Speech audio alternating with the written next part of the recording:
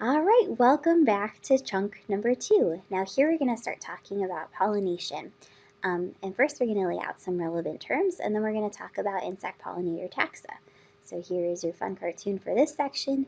Try to relax, Mrs. Carruthers. The fertility treatment will only take a moment. And there's a bee on a stick and a flower for artificial pollination. Bug humor. Okay, so pollination. What is it? What do you guys remember from the reading and or previous biology classes? Yep, you're probably saying something like pollination is the transfer of pollen, which is the male gamete, that are from the anthers of a flower to the stigma of the flower, which is the female part of the flower. So here we have a diagram of a flower. You can see the anthers are up here on these stalks, right? That's where the pollen is located. And then the stigma is right in the center. And then down beneath it is this long tube, or the ovary, and that's where the developing seeds are. So that is how it all happens, okay? So entomophily is specifically insect pollination, and this is very common among lots of different angiosperms, including fruits, vegetables, and most flowers. This is in contrast to amenophily, which is wind pollination, and this is common among a lot of different grasses, such as corn and wheat. And also many trees use wind pollination, particularly conifers, but even to some extent like maples and other things too.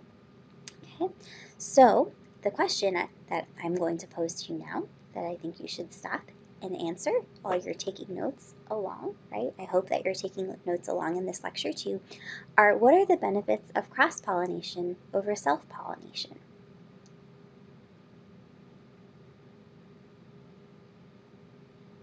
So what you probably came to mind and what I hope you wrote down is that in cross-pollination, you're getting to mix gametes together from a male part and a female part. And ideally, the pollen would come from a different flower, right? So you're getting to mix up genetic material. So much in the same way that sexual reproduction is very beneficial to animals because it increases genetic diversity, pollination is also, cross-fertilization.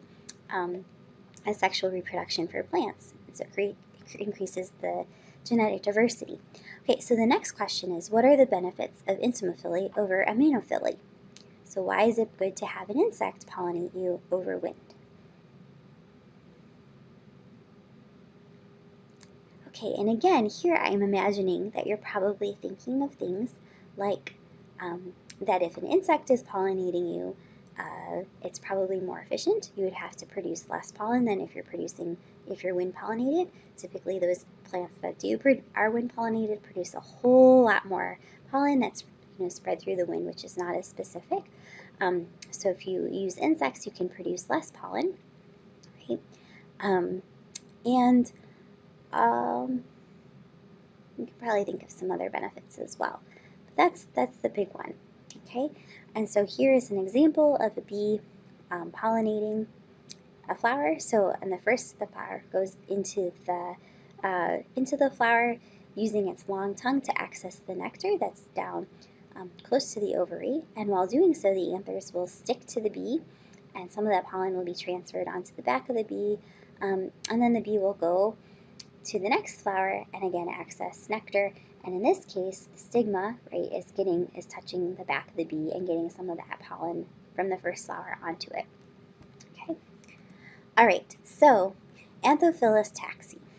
Okay. So antho is like the anther of a plant, right? Which is where the pollen is located, and philus means loving. So these are flower-loving taxa. Um, Now another question for you guys is why do you think insects are pollinating plants? What's in it for them?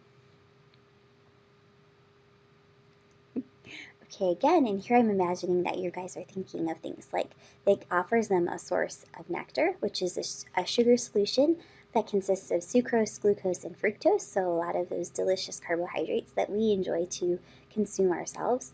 And also it offers a source of pollen, which is a very proteinaceous food source for them. It also has a lot of fat and starch as well as trace amounts of vitamins and inorganic salts. So pollen is very, very nutritious. Um, so One reason, and the main reason, that most insects are pollinating plants is because it offers them with a source of both sugar and protein and lipids. So, complete nice food source. Another reason that insects sometimes pollinate plants is because the plant may trick the insect into thinking that it's a female. And this is called pseudocopulation. There's a really cool video that I will try to find with Sir David Attenborough, and these orchids that mimic female bees and male bees that are trying to like copulate with a flower, which is pretty funny. Okay, so now the next question are, what are the major Anthophilous or flower-loving insect taxa? Okay, so as you'll probably recall from the reading, there are lots of them. We've already talked about some of them. So hymenopterans, ants, bees, and wasps, coleopterans, beetles, as well as dipterans, flies, and lepidopterans, moths and butterflies, and even some thysanopterans, which are the thrips. Okay, so we're going to talk briefly about many of these different taxa. So, first up, we have Cantharophily, which is beetle pollination. If you guys have gone through the beetle orders, your family's in there, you'll probably remember the family Cantharidae, which are the flower beetles, right? So Cantharidae, Cantharophily are flowers that love flower beetles, and this is likely the oldest form of insect pollination. And flowers that are pollinated by beetles tend to be dull in color, usually white or pale yellow, as you can see here. They also tend to be bowl-shaped to allow those big fat beetles to get in them. And the beetles themselves will be eating the pollen. Myophily is fly pollination. So many flies are actually after the nectar sources. Few are eating pollen in this case.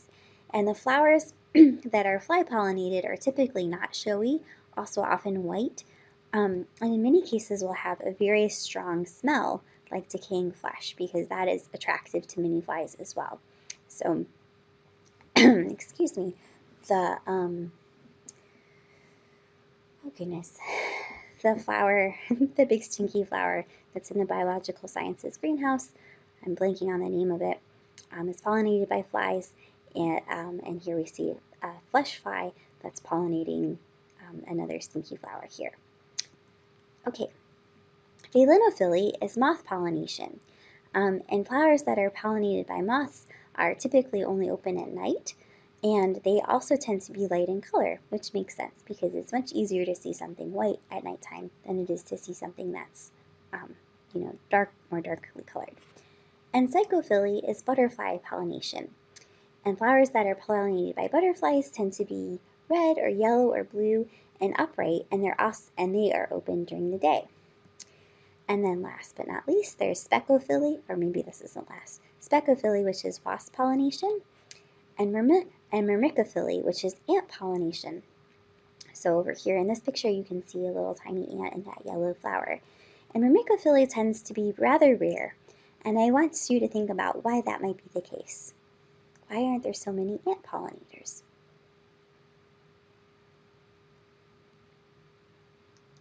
Okay, what I hope that you have come to the conclusion of is that most ants lack wings. The only times that ants do have wings are the alates, the future kings and queens of colonies, right? And so it's much harder for ants to get from flower to flower because they can't fly from flower to flower. Even flower beetles that aren't the greatest flyers do fly from flower to flower, whereas ants do not. Okay, so moving on to the most common form of pollination, you probably noticed that it was missing, is melitophily, or bee pollination. So bees are considered to be the most important pollinators in the world. There are over 20,000 species that have been described worldwide, and all of the bee species are anthophilous, meaning that they are flower-loving, right? And the flowers that are pollinated by bees tend to be bright yellow or blue. They smell sweet, so we like the way they smell, and so do the bees. And they also often have nectar guides on them. So if you look at them under ultraviolet radiation, ultraviolet light, you'll see lines that are pointing right down into the center to help bees find the flowers more easily when they're flying. Oh, sorry. The first chunk was done. Okay, so many many of bees, most species of bees, um, are actually oligolectic, which oligo means many and lactic means feeding on.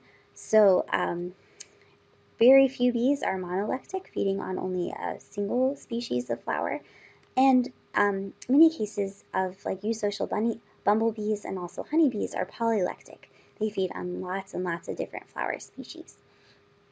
So is this a good thing or a bad thing for flowers?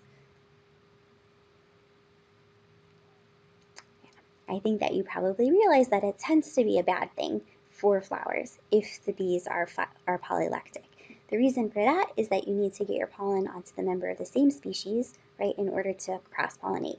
If you get the wrong gamete, like the gamete, get your pollen on another flower that's not in the same species, then that's not going to help you out, right? So even though many honeybees are polylectic, they do exhibit a high amount of flower fidelity during specific times of the day, which is why they're used to pollinate a lot of agricultural crops, which we'll be talking a little bit about in a couple of lectures. So this very handsome gentleman down here is Charles Michener, and he wrote this book, The Bees of the World. It's one of the most popular, most well-known entomological books ever. He's just passed away a few years ago, and many people at this meeting are uh, still missing and remembering him fondly. He was active in describing bee species until he was like 87 years old. And after he passed away, more of his publications and papers came out that he had been working on. So just a really legendary entomologist, and from what I'm told, an absolutely lovely and delightful human being. Okay, so now we'll talk a little bit about the economic impact of pollination and why it is so important. So between 15 and 30% of the U.S. diet consists of directly or indirectly animal pollinated foods. So this includes things like tomatoes and blueberries and peaches and apples, and also things like alfalfa, right, which is consumed by cows. So if you enjoy eating a cheeseburger, that also would not be possible without bees.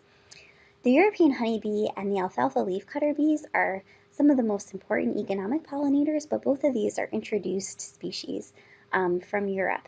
However, native bees and many other insects are much more diverse and play an essential role in pollinating other agricultural crops and also our native flowers, right? Which makes sense. Our native insects would be the best at pollinating our native flora.